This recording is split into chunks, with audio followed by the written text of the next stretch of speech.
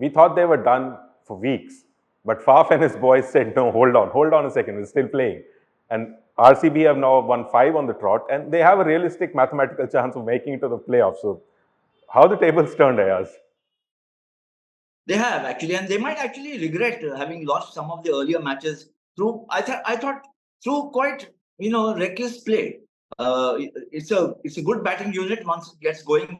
Virat has been in form right from the start. Now he's getting support from the likes of Cameron Green, Will Jacks, and Dinesh Karthik, of course, always been a strong finisher. But I think the bowling has started working for them.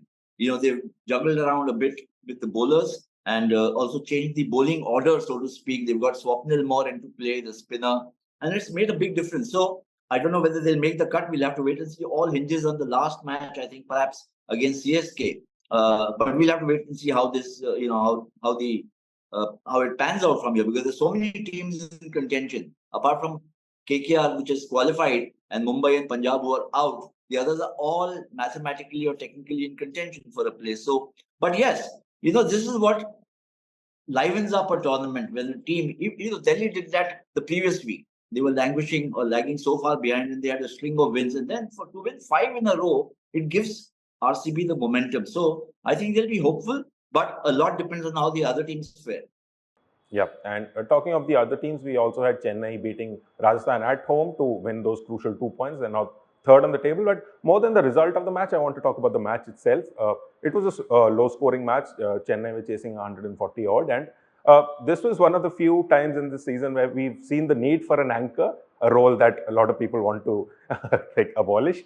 But Ruturaj Gaikwad was that anchor for his team. The captain stood up, and there was a point in time where Chennai hadn't scored a boundary in 5 to 6 overs. So these kind of matches still exist, huh? No, I think it just adds so much, enjoyment. If I'm using that word, so much enjoyment, at least for me, to see a contest between bat and ball, which was not completely lopsided. We've seen 4s and 6s and massive scores, 250, 275, 287. And then the other team also making 220, 225, 230. It leaves no scope for the bowlers to be in play. But in matches like these, where there's a hardship quotient for batsmen to come up and show their skills against bowlers who are getting a little purchase from the pitch, perhaps, but they also have to rely on their skills. And then not just skills, they also have to show a mindset, which is tough. They have to show resolve and so on. Of course, they need a little bit of luck.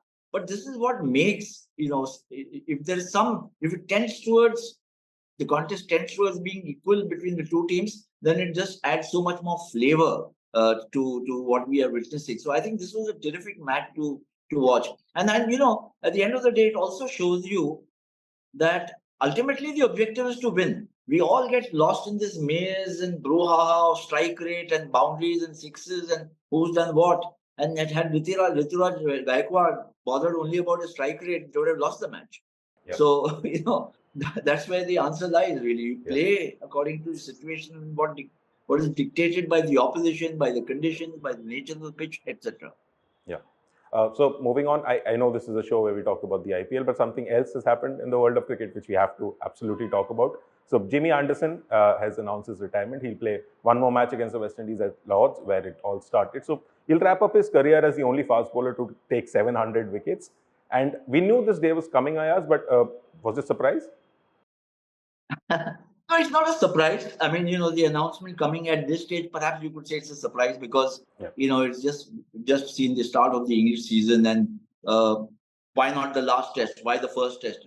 All kinds of arguments can be put forward. But, at the end of the day, even if he's drunk from the fountain of youth, Jimmy Anderson, that also will run dry at some stage, all players have to retire at some stage. Bradman did, Tendulkar did, and Jimmy Anderson will.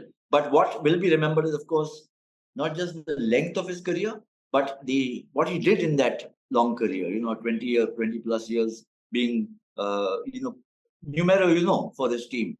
Not when he started, but certainly from his after 4, 5, 6 years till the time he's finished. Even last season against India, he was actually perhaps the most threatening of the bowlers from England at the ripe old age of 40 plus. So I think that 700 plus wickets is a tribute to his not just stamina, but also his skill and his ambition to keep yourself fit for so long is a remarkable story. So, well played, Jimmy Anderson. We'll wait and see what you do in your last test. But irrespective of what you do there, I think it's been a glorious career, and you can be happy with what you've done. Yeah, and you spoke about Tendulkar. So Jamie Anderson will end up with 188 Test caps, or second only to Tendulkar, who has 200. And like many of Sachin's record, this seems to be one of those that will now never be broken because Test matches are not played as often as they used to. And the only active player on the list right now after these two is Joe Root, who has 140 Tests. So he will have to play 61 Tests, which we don't see happening, right?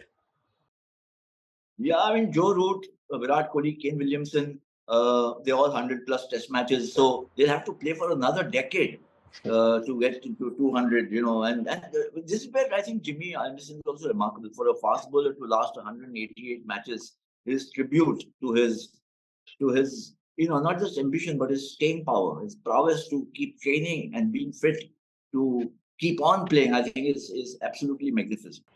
Yep. And I'll end with this. Now, maybe now that Jimmy's done with the more rigorous of the formats, maybe we'll now see him in the IPL. maybe as a coach, we don't know. Yeah. So yeah, so a lot of But a there is lot a of role if he wants. If he wants, there's yeah, a role for him there in is the a role. IPL. There is a role. Yeah. So a lot of exciting matches coming up in the IPL, and we'll keep you updated. So yeah, that's it for this episode of Sports Room. We'll see you next time.